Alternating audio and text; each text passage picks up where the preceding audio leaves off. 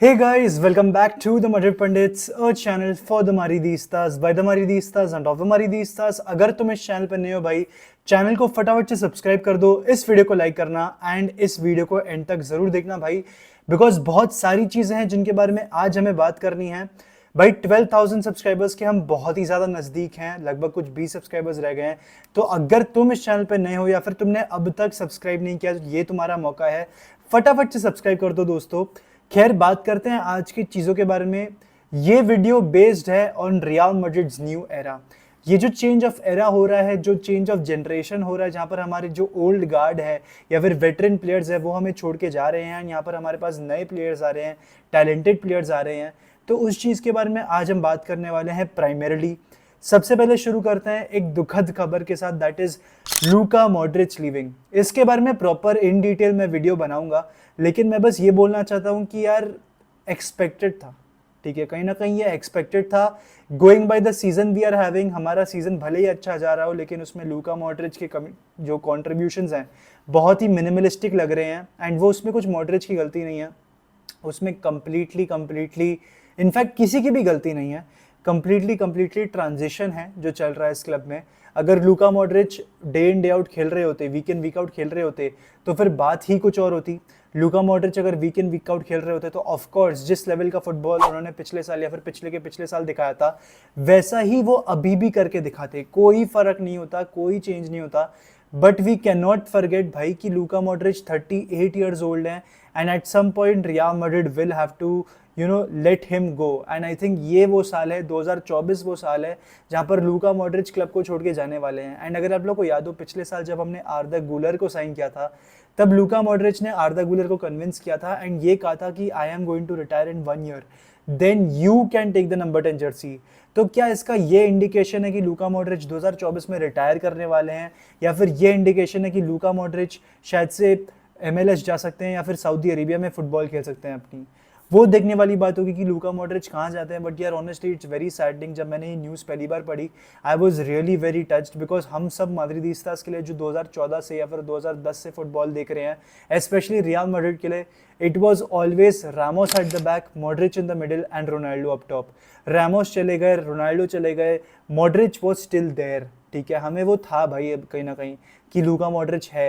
But अब Luka Modric भी नहीं रहने वाले। वो eternal magician, Croatian wizard, the guy who danced on the pitch, उनकी एजिलिटी, उनकी पासिंग, उनका विजन, उनकी टेक्निकलिटी, हर चीज़ को हमने चेरिश करा। एंड इतने सारे ब्यूटीफुल मोमेंट्स लूका मॉड्रिच ने हमको दिए हैं, they are innumerable and immeasurable भाई। एंड ऑफ कोर्स जो भी प्लेयर आ जाए, जो उखाड़ना है उखाड़ ले, वो कोई भी the greatest midfielder in real Madrid की जनरेशन हिस्ट्री में नहीं बन पाएगा। ठीक है, मेरे लिए पर्सनली लूका मॉड्रिच ग्रेटेस्ट हैं, स्पेशली अगर मैं मैड्रिड की हिस्ट्री की बात करूं या फिर अगर ओवरऑल फ्यूचर क्लब हिस्ट्री की भी बात करूं, तो मेरे लिए लूका मॉड्रिच ही इटर्नल रहने वाले हैं। लूका मॉड्रिच ही ग्रेट है। मेरे लिए फेवरेट मिडफील्डर मेरे लूका मॉड्रिच है। आप में से काफ़ी सारे लोग ये बात ऑलरेडी जानते हैं। खैर उस टॉपिक में इन डिटेल हम स्ट्रीम वीम सब करेंगे, लेकिन यार जो ये चेंज ऑफ एरा है ना, इसमें पॉजिटिव चेंजेस भी हैं, नेगेटिव चेंजेस भी हैं। नेगेटिव पे हम बात ऑलरेडी कर चुके हैं, अब बात करते हैं थोड़ी सी पॉजिटिव चेंजेस के बारे में।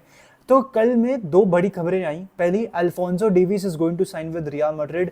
जो कॉन्वर्सेशंस थी between Alphonso Davies and Real Madrid वो बहुत ही फ्रूटफुल निकली हैं, and Alphonso Davies is going to sign with Real Madrid. But यहाँ पर एक बाधा है, एक विलंब है जो आ रहा है, वो है बायर्न म्यूनिख। अभी रियल मैड्रिड ने भले ही बात कंप्लीट कर ली है with Alphonso Davies and his entourage, लेकिन मैड्रिड को यहाँ पर बायर्न म्यूनिख को कन्विंस करना पड़ेगा, बिकॉज उसका जो कॉन्ट्रैक्ट है वो 2025 तक का है। इसका मतलब ये होता है कि अगर मैड्रिड को अगर उसे लाना भी था तो 2025 में फ्री एजेंट के तौर पर लेकर आती, लेकिन वो मैड्रिड नहीं करना चाह रही है। 2024 में ही मैड्रिड ट्रिगर करना चाहती है, एंड बायर्न म्यूनिख को कुछ पैसे देके they want to sign Alphonso Davis.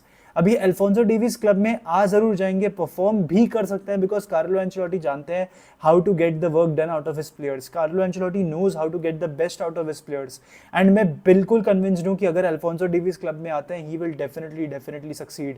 हाँ, कुछ खराब ट्रेट्स हैं उनके गेम के, जहां पर डिफेंसिवली वो उतना कॉन्ट्रीब्यूट नहीं कर पाते, लेकिन ऑफेंसिवली जिस तरीके से उनके शॉट क्रिएटिंग एक्शंस है, लगभग ऑन एन एवरेज आप मान के चलो 4 शॉट क्रिएटिंग एक्शंस है पर 90। मतलब ऐसी अपॉर्चुनिटी में वो अपनी टीम को लाते ही हैं कि वो एक क्रिएटिव आउटलेट बन जाए एंड अपनी टीम की क्रिएटिविटी में और गोल स्कोरिंग अपॉर्चुनिटीज में वो बहुत ही ज़्यादा इम्प्रोवाइजेशन लाके उनके टीम को वो गोल्स ला दें। ठीक है, ये चीज़ है अल्फोंसो डेविस के बारे में, ये उनका मेन ट्रिट है अपार्ट फ्रॉम प्रोग्रेसिव कैरीज। लेकिन भाई अल्फोंसो डेविस का जो कॉन्ट्रैक्ट होने वाला है ना रियल मैड्रिड के साथ, that will not be up to the level जो बायर्न म्यूनिख ऑफर करने के लिए तैयार होने वाली है। बायर्न म्यूनिख ऑफ कोर्स एक एक्सटेंशन देना चाहती है अल्फोंसो डेविस को। अब तक रियल मैड्रिड और बायर्न म्यूनिख के बीच में उन दो पार्टीज जो मेन पार्टीज जो नेगोशिएट करने वाली है फॉर अल्फोंसो डेविस, उनके बीच में कोई भी अग्रीमेंट नहीं रीच हुआ है, वर्बली भी कोई बातचीत नहीं हुई है।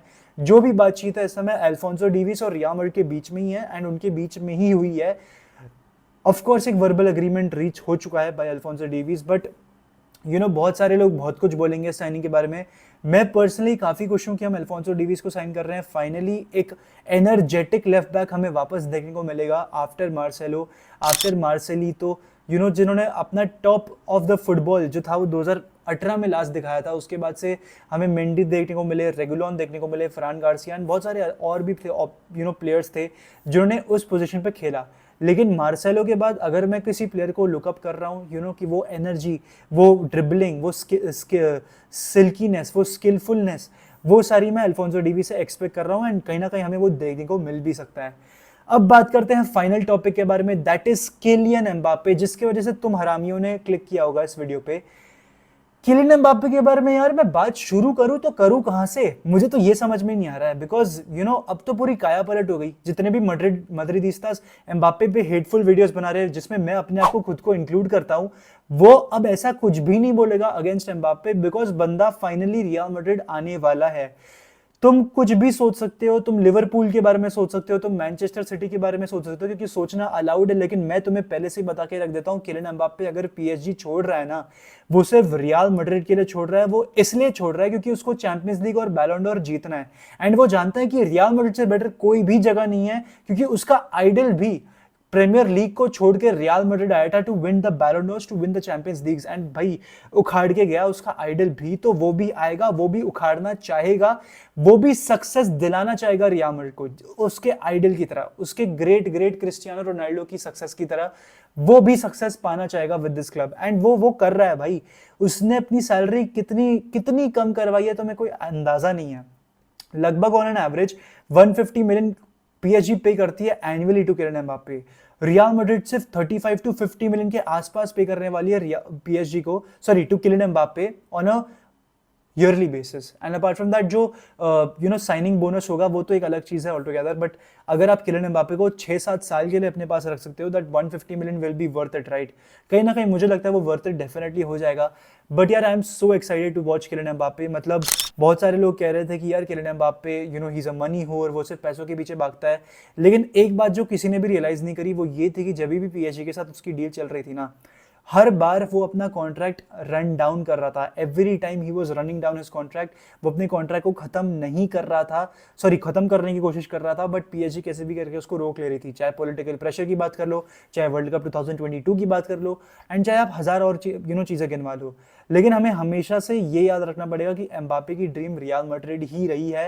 He has always wanted to do what Cristiano Ronaldo did with Real Madrid, and hopefully वो कर भी पाए। पर इन दी एंड ज्यादा कुछ नहीं है बोलने के लिए। मैं बस ये बोलना चाहूंगा that I am extremely happy that this saga is finally coming to an end. लेकिन मेरे ख्याल से पर्सनली ये सागा तब एंड होगा जब किलियन एम्बापे रियल मैड्रिड आ जाएगा। एंड जैसे रोनाल्डो ने पियर्स मॉर्गन को इंटरव्यू दिया था ना, वैसे ही कुछ इंटरव्यू एम्बापे भी दे दे भाई, मजे आ जाएंगे, मजे आ जाएंगे। बिकॉज नसर अल खलीफी और पीएसजी के बारे में जो हकीकत है ना, वो जानने का हक आई थिंक सबको है। वो रियलिटी जिसकी वजह से वो 2022 में रुक गया था, क्या वो पॉलिटिकल प्रेशर था, क्या वो नसर अल खलीफी का प्रेशर था, वो जानना हमारे लिए बहुत ज़रूरत है, बहुत ही ज़्यादा ज़रूरत है। एंड उसके लिए एम्बापे को बोलना पड़ेगा भाई after he comes to Madrid. And I think उसके बाद ही फाइनली इस सागा का एंड हो जाएगा and it will be amazing. And फिर अल्टीमेटली हमें रियल मैड्रिड वर्सेस पीएसजी देखने को मिलेगा 24-25 में, सॉरी हाँ 24-25 के सीजन में। Will that be great, will that be amazing?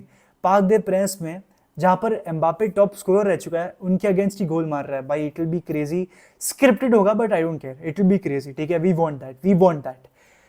Apart from that भाई कौन बलि का बकरा बनेगा, किसको सैक्रिफाइस किया जाएगा? आई थिंक कहीं ना कहीं रॉड्रिगो को किया जाएगा। इसके बारे में मैंने मेरे लाइव स्ट्रीम पे बात करी हुई है। रॉड्रिगो को इसलिए किया जाएगा बिकॉज टैक्टिकली मैं नहीं समझ पा रहा कैसे विनीशियस, एम्बापे और रॉड्रिगो साथ में खेल पाएंगे, बिकॉज अब 3 बॉल कैरियर्स को साथ में नहीं खिला सकते। विनीशियस भी बॉल चला रहा है, एम्बापे भी बॉल चला रहा है, रॉड्रिगो भी बॉल चला रहा है, लेकिन आपको ये देखना पड़ेगा कि 60 से 70% ऑफ द टाइम्स ये तीनों ही प्लेयर्स बॉल के बिना खेलने वाले हैं एंड इनकी ऑफ द बॉल मूवमेंट के बेसिस पे बहुत सारी चीज़ें डिसाइड होगी। मैं इस बात पे भी डिनाई नहीं कर रहा कि यार तीनों को लेफ्ट पे खेलना पसंद है, तीनों लेफ्ट फिंगर्स हैं, वो एक अलग टॉपिक है ऑल टुगेदर। लेकिन आपको ये चीज़ तो देखनी ही पड़ेगी कि यार ये तीनों विद द बॉल बहुत हरकतें कर सकते हैं, बट विदाउट द बॉल क्या हम पिटेंगे, क्या हमारी मिडफील्ड चोक होगी? वो एक बहुत बड़ा क्वेश्चन है हर एक माद्रिदिस्ता के लिए। एंड यहाँ पर मुझे लगता है पर्सनली रॉड्रिगो को बलि का बकरा बनाया जाएगा। इसी के साथ दोस्तों मैं वीडियो को एंड करता हूँ। तुम मुझे कमेंट सेक्शन में बताना क्या रॉड्रिगो को बलि का बकरा बनाया जाएगा या नहीं। विद दिस यार बॉयज, हाला माद्रिद, हस्ता एल फिनाल, वमोस रियल।